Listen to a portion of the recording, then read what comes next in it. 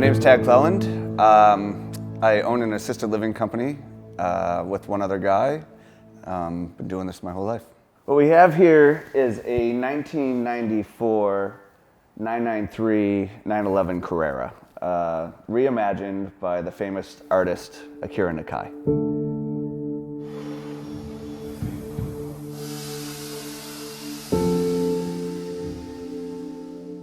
Probably about 5-6 years ago, through social media, Instagram, I came across Akira Nakai. And I'm like, these cars are exceptional cars.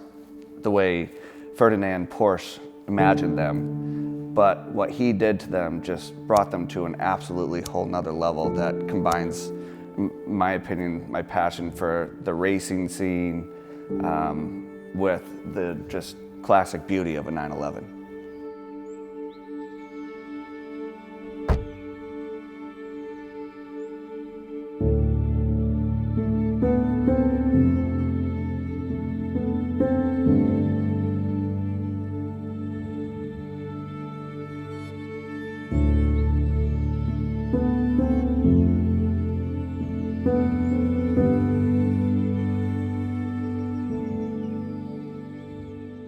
Having been a big fan, I never in a million years thought I'd ever have the opportunity to own one, let alone see one, because we all know these things are unicorns. My son and his friend were doing a photo shoot of another RWB, and while they're doing the photo shoot, the guy who owned that car said, I had this other one, a Rubystar, and I'm thinking about selling it. And they basically jumped all over him and said, we know a guy. 2 weeks later, it was sitting in this barn. It was just a very surreal moment to be able to realize a dream, to be able to own a piece of art like this. I still get goosebumps. It's the greatest feeling. Be able to have an emotional reaction to something mechanical like this.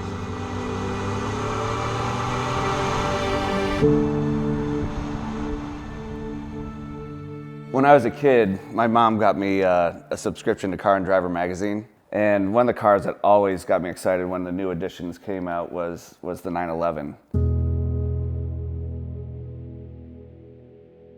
And this happened to come out just after I graduated high school, the 993. And just been in the car scene ever since I was a little kid, just obsessed with these cars and wanting to see what they feel like. And you know, they had these descriptions of feeling the road through the seat and the feedback through the steering wheel. And I'm like, one day, I hope to be able to experience something like that, and I want it to be in a 911.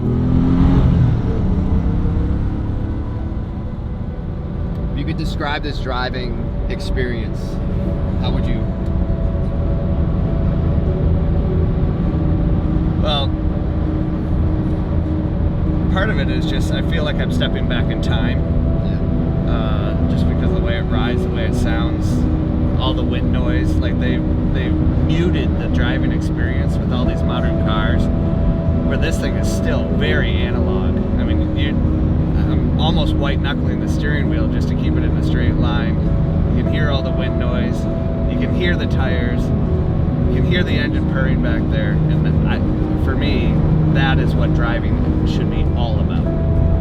Also why I don't think I can ever own an electric car, because you're not gonna have that. That's for sure.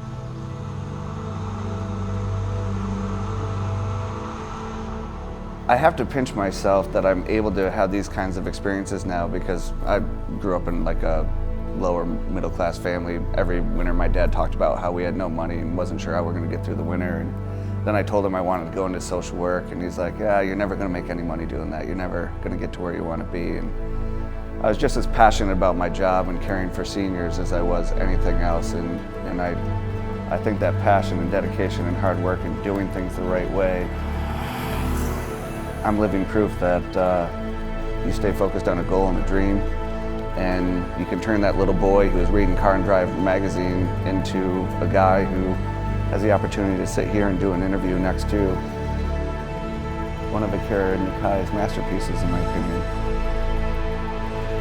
Just absolutely blessed.